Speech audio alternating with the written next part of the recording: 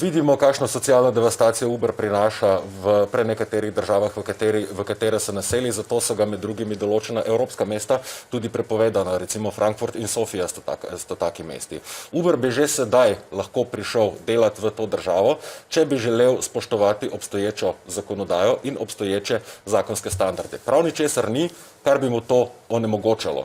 Obstajajo tudi slovenske taksi službe oziroma taksi službe, ki delujejo v Sloveniji, ki uporabljajo digitalno tehnologijo in aplikacijo. Skratka, minister Vrtovec ne ponuja digitalizacije, ponuja prekarizacijo taksi prevozov.